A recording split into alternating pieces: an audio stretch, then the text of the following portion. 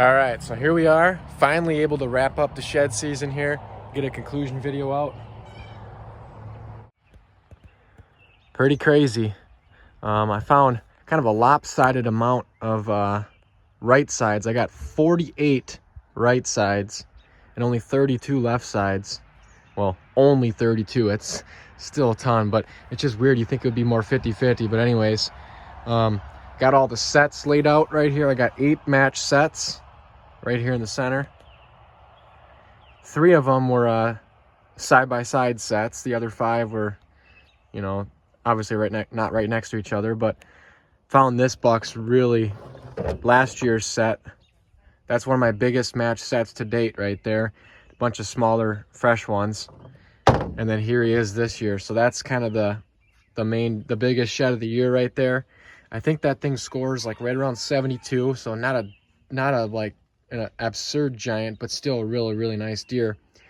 I was hoping to, one of these years I got to top my best shed ever, which is still a 78-inch shed, but that might take a while yet, who knows. Got a couple other really nice ones laid out right here in the front. This is another really nice one. All of these are really nice.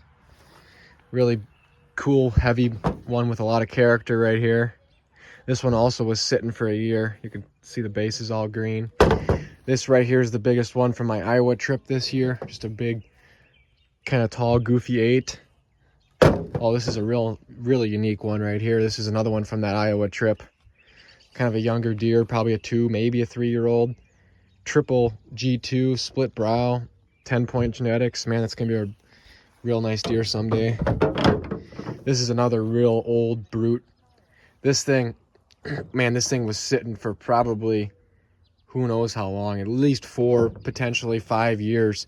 Because I have a shed that I had found in the past last year that I know the exact timeline off of. It was a 6-year-old shed. It sat out there for 6 years. And that one is in very similar condition to this one. So I wouldn't be surprised if this one was laying on the ground for at least 4 to 6 years. Just in a swamp covered in canary grass, just really perfect condition. And what's cool is right here we got, this is the biggest deer that survived my dad's uncle's farm this year. This is actually the one that I drove over and popped my tire when I was crushing some of the corn down in the food plot. You could see the crack in the brow. That's what did it right there. The whole backside's all chewed and some of the tines are chewed, but you can see that's like literally cracked right down the center of the brow tine. That's what popped the tire. And come to find out, a month later, that the farmer, when he was tilling the fields, he hit a 5-point shot. I never saw it, and I guess it was in kind of that same area in the field next to this, where I ran over this one in that field. It was probably the match side to that one. It was in just a picked soybean field. I never really walked the whole thing. I kind of just skirt along the edge because I never really find much out there. I should have walked it because a shed that big, I would have been able to see that for probably 100 yards away on a cloudy day. And the cool thing is, the same day I found that shed, later in the day, I ended up finding his shed from last year right here. You can see pretty much same size, a little bit more mass right here. This one was laying up on a grassy hill. That's why there's no chew marks at all, other than maybe a few coyote chew marks on the brow there. And I have another shed off this deer somewhere back in here that I found across the road in a tamarack swamp. I think it's laying up there. It's like a really old one or something. I think it's this one right here, that green one. I believe that's off of him. It's got that same curl. You see that big deadhead back there that was laying in the ditch?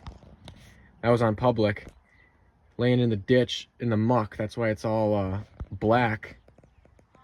And that was probably barely 100 yards from the parking lot, just in a super weird off to the side location. And the cool thing is, across the road, I got permission this year on that property, and across the road from where I found that, I found this big giant one along with 4 other smaller sheds and this shed that same day. Well, the next day after I found the deadhead.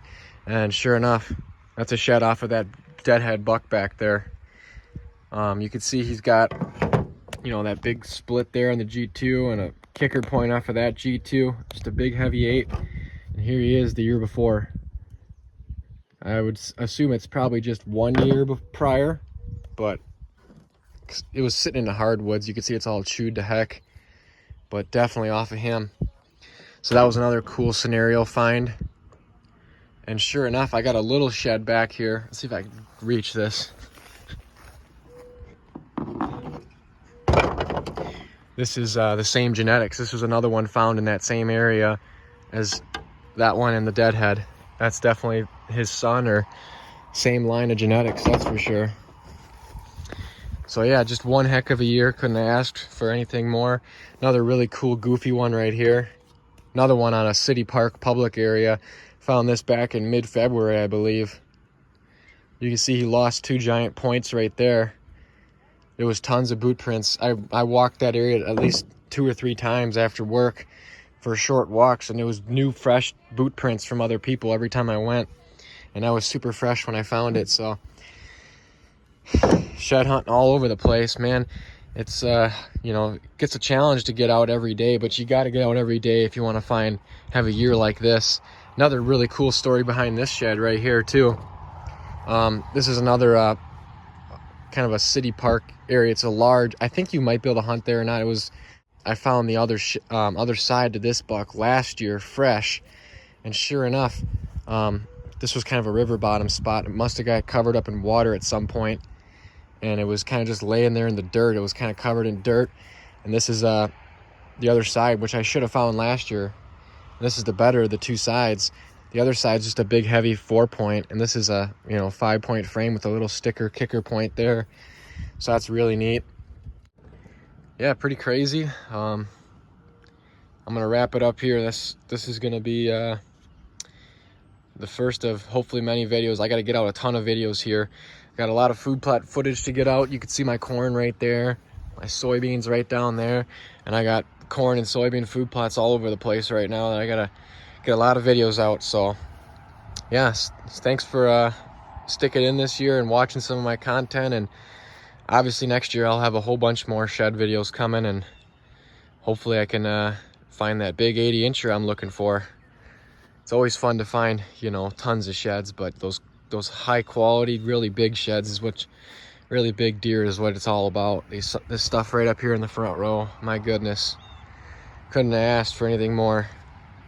Thanks for watching.